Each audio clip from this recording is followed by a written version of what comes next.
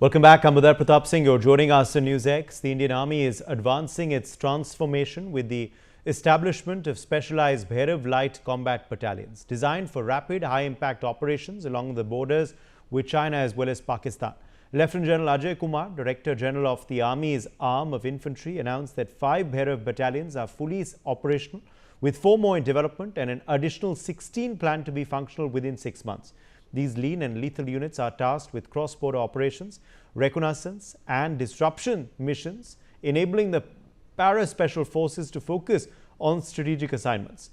Bhairav battalions serve as a critical link between special forces and regular infantry, enhancing operational flexibility. 3 units have been deployed under the Northern Command, with 1 each in Leh, Srinagar and Agrota, while the remaining 2 operate in desert and hill sectors along India's western and eastern borders. Unlike traditional infantry, these integrated formations incorporate personnel from air defense, artillery and signals, with each unit following 5, including of course 5 air defense, 4 artillery and 2 signal personnel to bolster their elite capabilities. To align with the evolving nature of warfare, the Indian Army is integrating modern technologies across its formations. As part of this modernization, every infantry unit now includes an Ashni platoon of approximately 20 personnel, equipped with advanced drones for intelligence, surveillance and reconnaissance, as well as loitering munitions. This initiative reflects the Army's commitment to enhancing its combat effectiveness through specialized units and cutting-edge technology. Joining us to discuss this story in greater detail is Major General Brajesh Kumar, former DG Military Infrastructure. Also with us is Major General Gigi Dwivedi, Strategic Affairs Analyst. Well, let me come to you on this big story. Major General Brajesh Kumar, how crucial and important are these new battalions going to be? These 25 Bhairav battalions which India is operationalizing, what is going to be their significance and their USP for our military? Uday, the queen of the battle, as we call it, the infantry, Paidal Sena, they are the majority and they do a very grinding work, whether it's offensive operations or defensive operations. In the backdrop is air operations, nuclear operations, marine operations, even mobile operation, land-based and tank-based. The crux is done by the infantry. That's holding ground, dominating areas physically. You may pound an objective, a big strategic objective, but holding it practically on ground is done by infantry. The least of the glamorous arms, larger in number. When you fly a drone or aircraft or a ship or a missile, it's huge, it's nice, it's good feeling. You see in the drawing rooms, they're expensive, big tickets. But arming or rearming or improving the core competence of the heart of the Indian Army infantry is a big, big thing. And I'm very glad, I'm very pleased that these changes are taking place, both when you're talking of Bhairav battalions or the drones which are coming into play. The wars are the only laboratory for defense equipment, employment, doctrine, tactics, operational art, and whatever. We have seen the ongoing war between a mighty superpower, that's Russia, and a lowly of the lowly, comparatively, Ukraine, dragging on for 3.5 years plus. In the neighborhood again, the West Asia, we've seen a war carrying on for 2 years between a behemoth, a technology behemoth, a scientific behemoth, Israel, and a lowly placed guys, the insurgent group in Jaffa Peninsula. And it carried on for 2 years. Now, all that summation we put into our armies as well. The Indian Army, by and large, or Indian Defense Services, are very conscious of the environment. Technology is one aspect which changes every little thing. So the so-called creative destruction that we hear about in corporate terms, government terms, it's so much to do in the army itself. Now let's come back to the infantry per se, which is being modernized. It means each soldier gives a better equipment to fight, to play his role. Secondly, the organization, like in a battalion, the organization capabilities are also enhanced so that they are more effective in the future battlefield scenario. And we also had a little short experience of Sindoor a few months back. All that has added up, and therefore this modernization taking place. Let's talk about the Bhairav one. We have an infantry battalion, normal infantry battalion. We also have a mechanized infantry battalion which goes in APCs and what have you.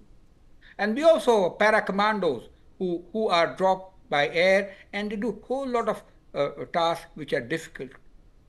Now we are bridging this gap between the normal infantry battalion, capability wise, and the para commando battalion by having this hybrid battalion of about 250 soldiers who have those skills and capabilities. We make them akin to, more closer to, a para commando battalion for operations behind enemy lines, for suicidal missions, for any kind of a task that you have in the battlefield scenario. And as of now, out of those, I think 25 planned, you also talked about that 5 are ready, in one in each corps, 3, 12, 14, 15, and 16, across the spectrum. We Indian Army fights in different terrain areas, in different climatic conditions. It's nice, it's important that new equipment which comes to us gets blooded, our things formalized, our doctrine is done. So we find that this is a phenomenal thing which is happening with regards to the battalions of we talked about. Okay. And what is going to be, Major General Dwivedi, what is going to be the distinct task for these new battalions? And how is this going to better the operationalization of our forces? And of course, also, how will this, help in the other battalions strategically concentrating on other tasks, while this battalion also has their task cut out for them? Well, Uday, first and foremost, more than strategic expert, I am an infantryman from the Jat Regiment and served in the Special Forces. So therefore, I can give you certain ground perspective. I am a war veteran, fought the Bangladesh War with 14 Jat and commanded later 16 Jat on Siachen and my brigade in the valley and the division in northeast. So I can give you the ground perspective about what is infantry all about. A little bit on the insight into infantry. Well, infantry has very unique characteristics. It is self-reliant, means the infantry battalion can fight without any external support for 72 hours. It is highly mobile, it can fight in Siachen, it can fight in deserts. It has high degree of survivability and of course the flexibility. So the point is that infantry is the queen of the battle, but in the same breath I can say that its modernization has always been low priority. Like take for example 9mm carbine. In fact, I carried the weapon throughout my service years and it malfunctioned in 1971 war at a very crucial time. We are still using the weapon, but in most armies the weapon is in museums. So the point here I am trying to make is that infantry, though it is the queen of the battle, in our case it has not been actually given the right priority, and I am glad that today it is being restructured and also being equipped. Now coming specifically to what is going on. First and foremost, the small arms category of weapons, which infantry its main weapon system, are being used, being rehashed, and we are going for 7.62 mm caliber. That is, our initial philosophy was shoot to wound, now it is shoot to kill. The second point is we are also working on the anti-tank capability, that is the missile capability. Also, along with that, we are working on very many other areas. Like today, we are in the aerial warfare, we are in the drone warfare. So the drone platoons are actually being integrated into infantry battalions because they'll form part of the reconnaissance and also the part of the intelligence gathering units. The second is the Bhairav, units. This is very important to understand. See, we are fighting a proxy war, both on the line of control and also in the hinterland. Now, on infantry is manning the line of control all along, But what you require is the capability, offensive capability. Now that is being provided today by the special forces. But you know, the special forces are very limited in numbers and they have tasks which are more into the depth areas. So the Bhairav battalions can do the shallow, infiltration, the shallow level tasks, and also they can augment the capability of the infantry battalions which are on the line of control. And two very important points which need to be integrated. You see, no matter how much technology advance, but the victory will always be measured on foot, especially when the territory are involved. And on both our fronts, whether you take the western front or the northern front, we have a contested borders and the real estate is in question. So infantry will always remain predominant. And the second point is that in today's system, you fight with weapons because if you don't have the matching weapons, you are at a disadvantage. So in this case, I think infantry fighting capability, both night or day, we call it all-weather capability, is actually the topmost priority. So on nutshell, I can say that infantry battalions are being modernized basically to augment our fighting capability, and more than that, please remember, our army is a fighting army is deployed all along the borders. We are in everyday fight, and in that, infantryman is in the lead. So therefore, there is no choice, but it is imperative to modernize the army to keep our borders secure and also ensure that we have the right teeth to tail the issue, and also the offensive capability than which infantry actually leads the way and leads in the battle. Uday.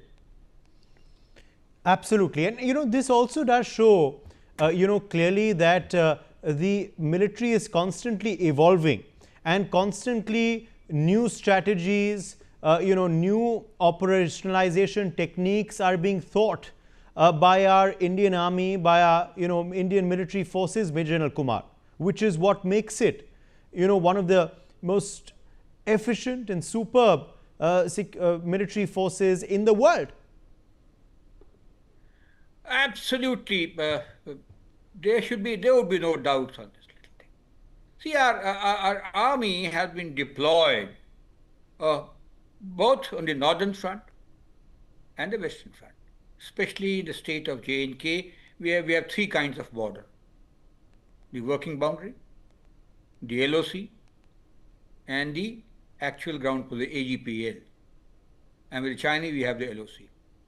In addition, we had insurgencies in the northeast and also in Punjab, especially in northeast, for 3 to 4 decades per se.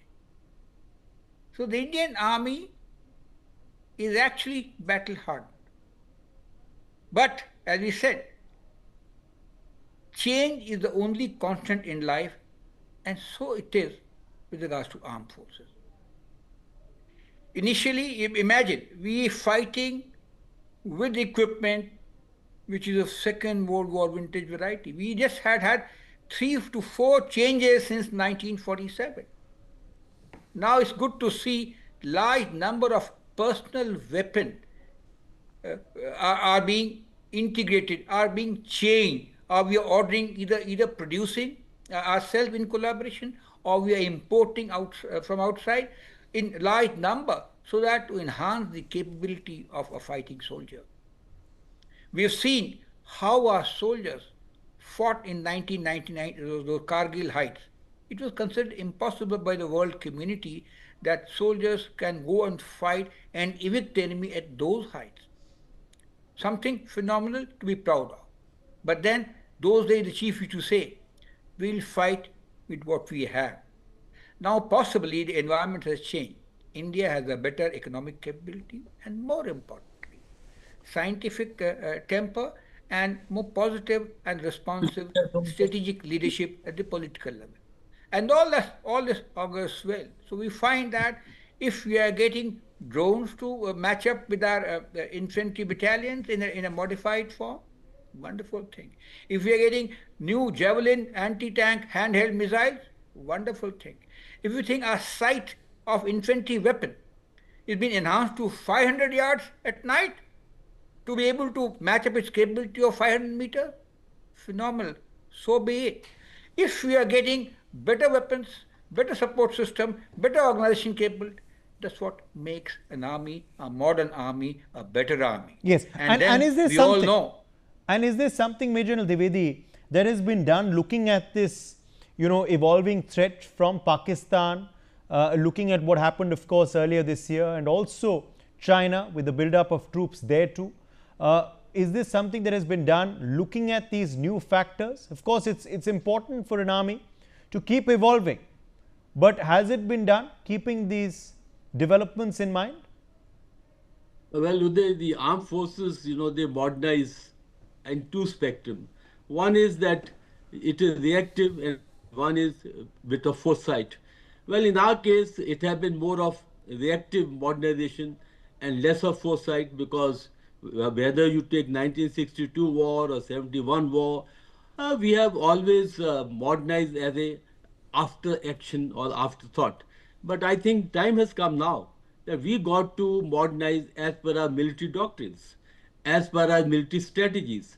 And today we are talking of all arms, combined arm concept, where the all arms fight together. And not only that, we are talking about the all services concept, where the army, navy, air force, strategic forces all come together. And also in the same way, all arms means infantry, armor, artillery, mechanized forces all fight together. So I think the time has come that we got to have very clear national security strategy, war fighting doctrines, and today we're in the era of limited wars, hybrid wars. Hybrid war means while you are fighting conventionally, you also are fighting unconventional forces. So all said that modernization today is no more an option but an imperative. And as I said earlier, that the quality of weapon system you have, that gives you that guaranteed success because after all, it is both the man and the machine that has to come together. So today, gone are the days when you said we'll fight with what we have. No, we have to fight with the best that we have because we are facing very modern armies. In fact, let's face the fact, the Chinese army is very highly modernized. And so also Pakistan, because both the countries have an advantage. They are being led by the armed forces, the army generals. So they can decide what system they want, they can decide how much of budget they want. They are the ones who can decide what sort of war they want to fight. So in our case, I think the government of the day and the leadership have quite realized that our threats are multifold and our threats are serious. They are very much looming large. So I think now we have to give a very pragmatic attention to our security, and to that extent, every arm needs to be modernized. And we are discussing infantry because they are, on 27th of October is the infantry, raising day. And I also happen to be in the modernization of infantry. We have made out a concept in 2003 and a vision infantry 2020. I think that work is being taken forward. And today we are discussing infantry, but let me tell you, this modernization is across the board. Artillery is being modernized. The tanks are being modernized. Light tanks are being brought in into Leh Ladakh area. So that you are very right that today our modernization is both futuristic and also take into consideration the current threats. That's how both have to go in hand. We got to fight for the future and we also got to equip for the present. So I think the approach is right and we are taking integrated look as to fight the what we call Yes. the limited wars, the hybrid wars. Let me also join Major General Ashwini Sivach, defense expert, who I believe has joined us now on the broadcast. Major General Sivach, how important an addition are these new Bhairav Light Combat Battalions going to be for our military force? One thing is that they remember that now is the time which has come, you have to modernize. It has been forced upon you because both sides, whether it is the northern border or western border, both the adversaries are modernizing their army, air force, navy in full swing. Now, lot of lessons which we have learned, whether it is Russia-Ukraine war or Israel-Hamas war or Israel-Iran, and also against Houthi rebel and Hezbollah and Hamas. So the point today is that in a modern world, you will find more of a cyber warfare, you may have asymmetric warfare, you may find a hybrid warfare. But there is a lot of scope for even conventional warfare. Russia-Ukraine war has shown the war can prolong up till more than 3 years. And we had a conflict with Pakistan which lasted for 4 days. It could have lasted for more days also. So we are now preparing ourselves in a war which has to be equipped with the most modern weapon. Remember that what you have fought last time, you may not fight the same way next time because things will change drastically, and that's what it is. Now, these Bhairav units which have been raised, we have learned a lesson that the special forces which you are there, they are meant for a conventional warfare across the enemy lines, and you need some unit which are upgradation of infantry unit and something in between SF and infantry unit, which is light, which can operate at the earliest, and they are equipped with the most modern weapon, and they are best of the troops available to you, including they have anti-tank weapon system. They have also got drones. So this is what you are raising it. You have already raised 5 of them. 15 will be raised in another about 2 to 3 months. So the point is the Indian Army is going for thorough modernization, and Indian Air Force Navy also in the same way. Remember that there are 2-3 things Yes. stand on. We are also going for Indianization. Okay. Because you're not going to get this weapon now from abroad. Okay. Remember, in case of war and emergency, you have to make it yourself. I think that is the focus which Indian Army is doing it now. Make for India, make for world. I think we will become one of the largest exporter in another 10 years. We are exporting now weapon system for 24,000 crore. And by 2030, it will be 50,000 crore. Absolutely. So and today, what is very important, of course, to point out here, and I believe Lieutenant Colonel Himanshi Singh has also joined us now. Lieutenant Colonel Himanshi Singh, the fact that 5 of these battalions are already operational. They're designed for, of course, combat across the border. 5 of them already operational. I think another couple of them, 4 of them in development, more of them also in the pipeline. All of this to be completed within 6 months. Absolutely. See, the Bhairav battalions are not just a military upgrade. They are a mindset upgrade. And these battalions will operate, unlike the regular army, in small autonomous combat groups, which means they will have the independent intelligence, surveillance, and Raki systems, and will have the integrated drones and electronic warfare systems. So it means we are going to reach out in more capable way, because in earlier times we have seen the war is changing rapidly, not just for India, but for the entire world. And as General Ashwini sir pointed out clearly, that you will not fight the war as it used to be fought earlier. So what DG Infantry Lieutenant General Ajay Kumar has said, that in first phase, 25 battalions will be raised in 6 months. It means whatever challenges we face in these 6 months, they will be mitigated. And in the next phase, other advanced stages, goals will be achieved for the operational readiness. So I think this is a very welcome step for India.